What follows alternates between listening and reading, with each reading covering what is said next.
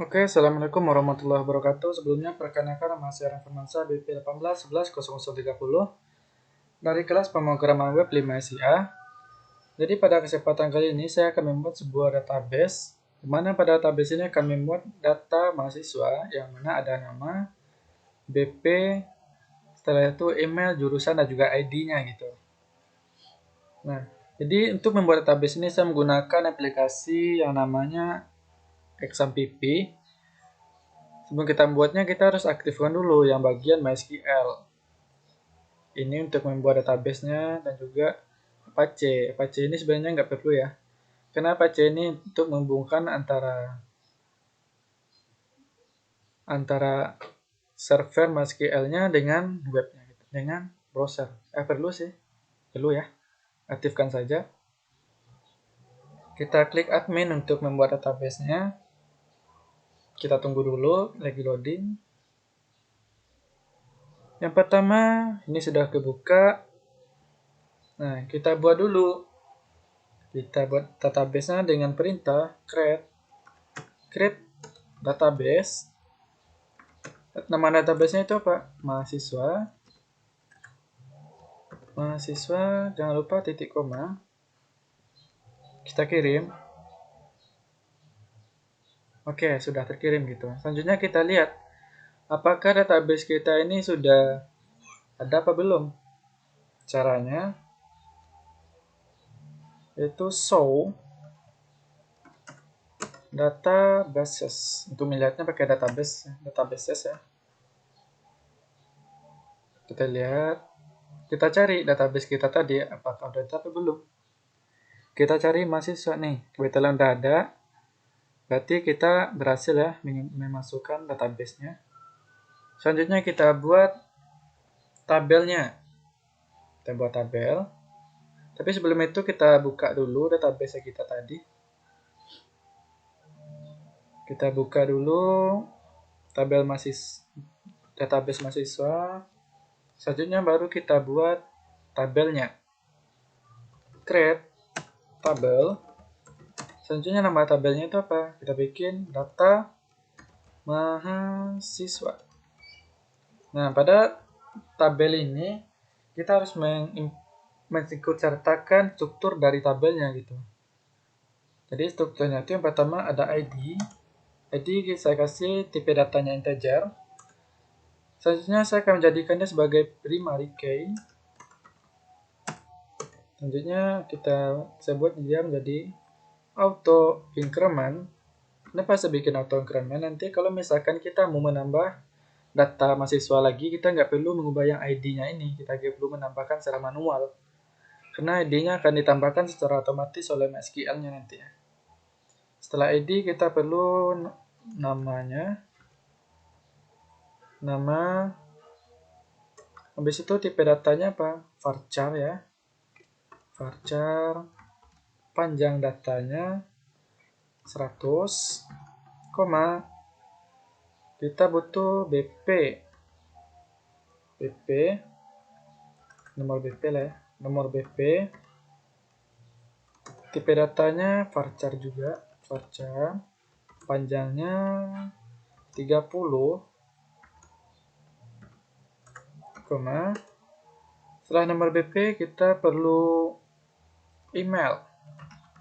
Email tipe datanya varchar.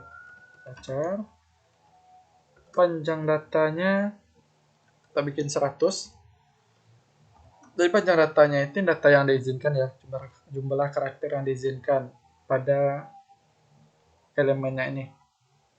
Selanjutnya setelah email ada jurusan. Jurusan dengan tipe datanya varchar. Panjang datanya kita bikin 100 ya. 100. Ini udah siap. Kira ada salah ya? Periksa dulu. ID, nama, nomor BP, email, jurusan. Ada yang tinggal. Jangan lupa tutup kurungnya ya. Nanti error. Nah, sudah berhasil katanya. Nah, ini tandanya kalau kita sudah berhasil menginputkan tabelnya dan juga strukturnya juga. Selanjutnya kita perlu lihat struktur dari tabelnya. Caranya gimana? dengan perintah descriptive, descript aja, descript. Habis itu nama tabelnya apa, itu DT mahasiswa, titik koma, kita kirim. Nah, inilah data atau struktur tabel yang kita inputkan tadi ya. Ada ID, nama, nomor WP, email, dan juga jurusan. Ini kan masih kosong nih, selanjutnya kita isi dulu. Kita isi dulu elemen tabelnya yang dengan perintah insert into nama tabelnya apa? DT mahasiswa, value nilainya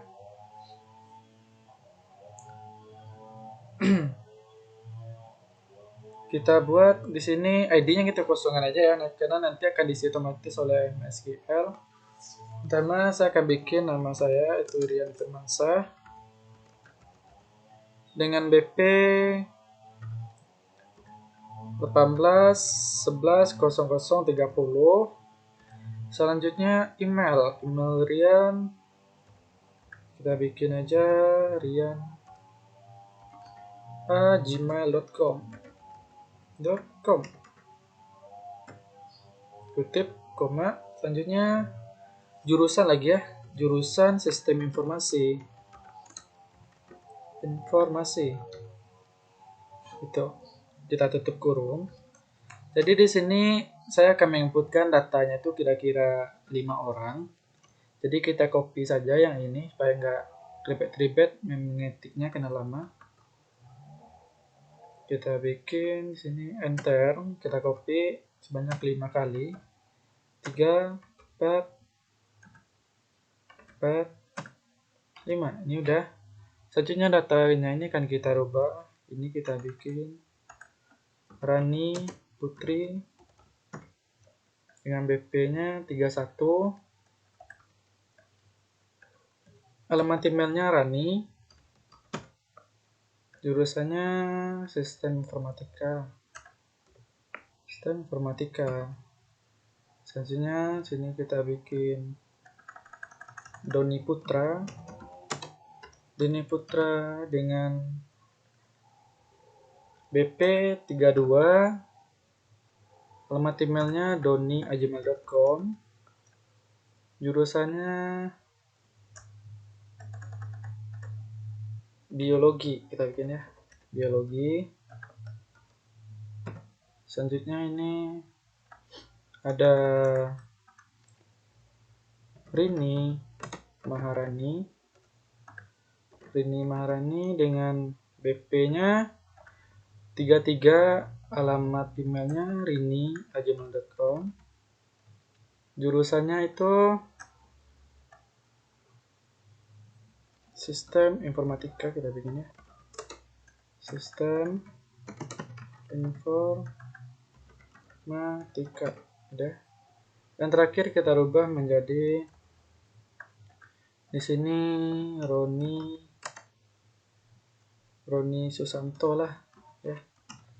Roni Susanto dengan BP-nya 34. Di sini kita bikin Roni, jurusannya sistem informasi juga. Nah, ini kan udah siap. Sekarang coba kita kirim. Oke, sukses katanya.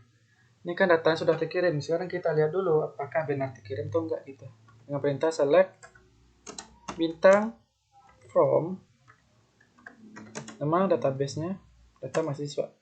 Jadi sekarang ini kita meminta kepada MySQL-nya untuk menampilkan semua data yang ada pada tabel mahasiswa gitu. Kita kirim. Oke, nah jadi inilah data yang kita inputkan tadi. Pertama ada Rian, Rani, Doni, Rini, Roni gitu. Dengan BP-nya 1830, 1831, 1832, 1833, dan 1834. Dan dengan alamat email juga jurusannya masing-masing gitu.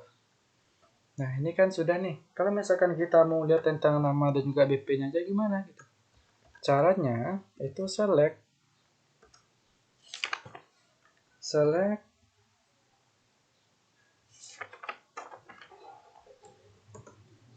habis itu nama elemen yang mau kita lihat apa? Itu nama dan juga BP lah ya. Nama juga BP. Selanjutnya from nama dari tabelnya. Tabel mahasiswa. Kita lihat. Oh, ada error katanya. Ya, ini salah. Ini nomor BP ya. Bukan BP. Oh, udah. Ini otomatis kan tampil itu nama dan juga nomor BP dari mahasiswanya masing-masing. Kalau kita mau lihat 3 data gimana gitu. Ya, kita buat lagi kayak gini. Select. Habis itu nama elemennya, misalkan nama, nomor BP, dan juga email. Jangan lupa bikin from. Setelah itu nama database-nya, bukan nama database lah, nama tabelnya. Kirim. Nah, kita kirim ya. Udah ada nama, nomor BP, dan juga email. Selanjutnya kalau misalkan kita mau mengupdate-nya gimana? Nah, caranya kita bikin perintah update. Update selanjutnya itu ada nama dari tabelnya. Selanjutnya yang mau kita rubah itu apa? Misalkan BP ya. Nomor BP sama dengan nomor BP-nya kita ubah menjadi 181100078 misalnya. Kutip, set. Yang mau kita rubah itu bagian mananya gitu. Kita tunjukkan. Bukan set ya, ini where ya. Where. Selanjutnya di sini kita bikin ID. ID sama dengan ID-nya nomor 3 coba. 3, oke. Sudah. Ini kenapa error?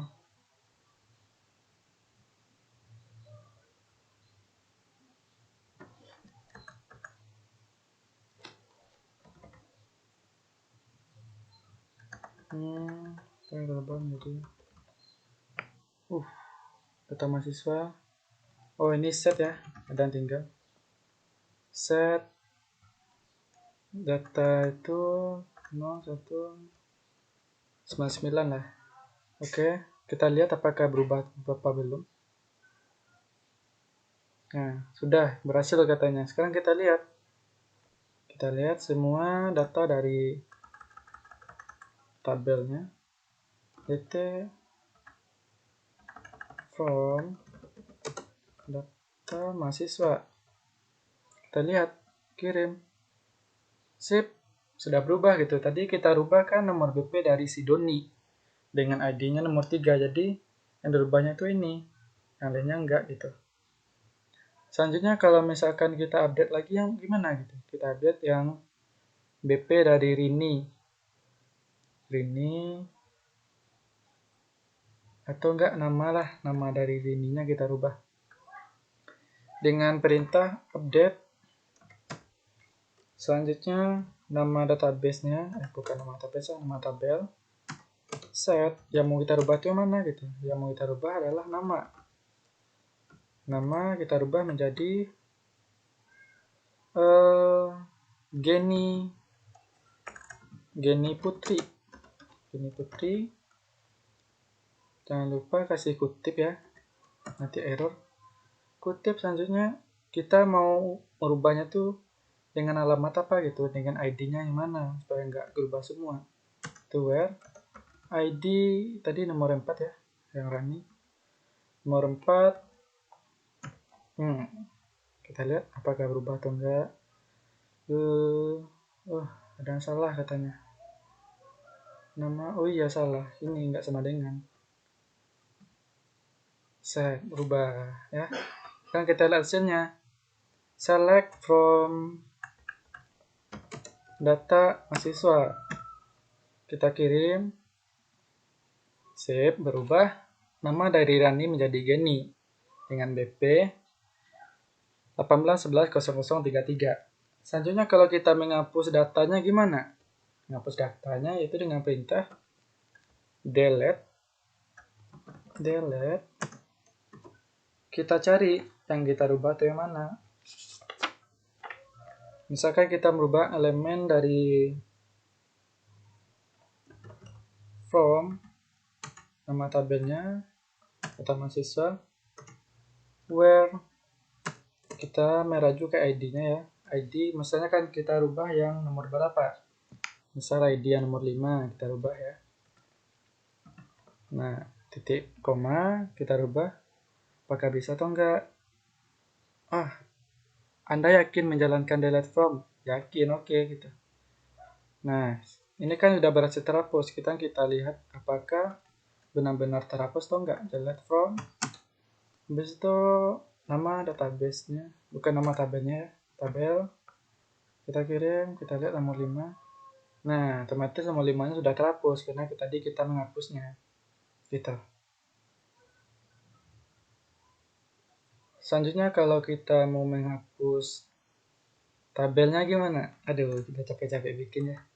Coba kita delete tabelnya. Delete. Habis itu from. Bukan delete tapi drop. Drop tabel. Kita merubah tuh tabel mahasiswa. Aduh. Tabel mahasiswa. Nih, kita kirim. Bisa nggak ya? Apakah Anda yakin? Yakin. Oh, katanya ada yang salah. Kenapa? Oh, ini bukan tabel, tapi ini adalah dari itu yang kita buat tadi mahasiswa itu RP-nya ya, database itu makanya nggak bisa dia. Apakah yakin? Yakin. Aduh, hilang gitu. Sekarang coba kita lihat dari apanya. Select from dapat tabel dt mahasiswa. Ini pasti nggak bakal bisa karena tadi sudah kita hapus ya. Nah, error. Karena data sudah kita hapus. Sekarang coba kita buka database-nya. Yaitu use database. Use itu dia apa ya? Mahasiswa ya. Bisa nggak ya? Mahasiswa coba. Nah, kosong, nggak ada isinya karena tadi kita hapus gitu. Oke, mungkin sekian yang dapat saya sampaikan. Kalau ada yang salah mau dimaafkan karena saya masih belajar ya. Saya kira dengan wabillahi taufik wal hidayah. Assalamualaikum warahmatullahi wabarakatuh.